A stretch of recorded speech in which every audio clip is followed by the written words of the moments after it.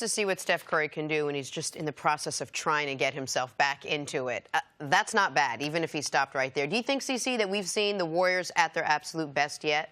No, I don't think. Back to what Kevin Durant said. A question to you guys. If Steph Curry was a dog, what kind of dog would he be? Oh, because he said he let the dog Labradoodle. off the...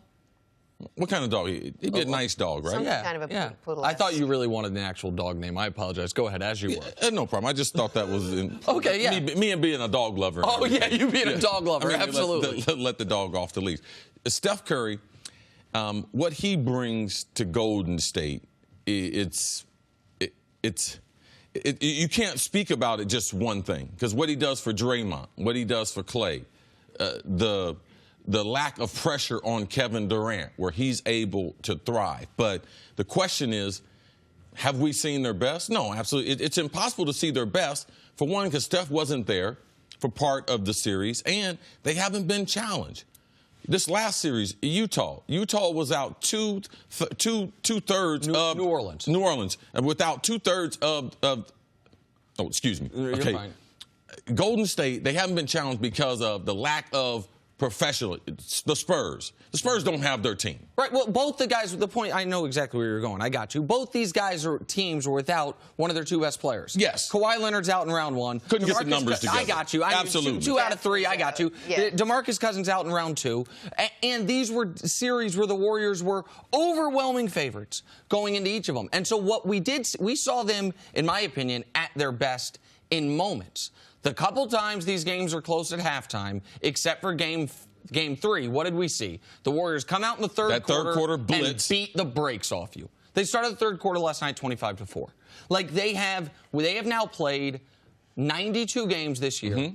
They have given full effort for 48 minutes, 0 times. But because they have the ability to literally turn it on when they want to turn it on, when they feel like they need really to. do. So I just don't believe you can be at your best until you're challenged. That's either by a coach, either by the talent that they have. And we know the Spurs, shorthanded. We know the Pelicans, the lack of depth, the lack of shooters that they have, lack of bodies that they can throw at Kevin Durant. So, no, I'm not disappointed in what they've done. I think they've done well getting Steph back in. I like the fact that he did more, and we saw his best in last night's game. But Harden and Chris Paul and what they provide for Houston will bring out the best in Golden State. I believe we will see their best basketball. One guy has been at his best this postseason, Draymond. Draymond has been, when Steph was gone, Draymond, not Kevin Durant, Draymond said, I am going to claim the mantle of emotional leader of this team, defensive leader of this team, heartbeat of this team. You saw Draymond Green, whether it was texting Kevin Durant at 4 a.m. before Game 4, saying, we need a huge game from you, and KD responding with 38 points. Whether it was Draymond Green taking on the challenge of, yeah, you want to start the Hamptons 5? I'll guard one of the 6 best players in the world, Anthony Davis, and do my best. Whether it was Draymond Green being peacemaker, when KD last night got upset because he thought someone stepped under his feet, and Draymond grabbing KD before he could do something foolish. Draymond this postseason now is giving you 13, 12, and 9. He's almost averaging a triple-double for the postseason. He just did average a triple-double for the series, the first Warrior to ever do it. Draymond's been extraordinary. The rest of the Warriors have been good when they've needed to be. Extraordinary, yes, but also the one word that this Warriors team, I think, needs to focus on, consistent. He's actually, of the 4, he's been the most consistent throughout the postseason.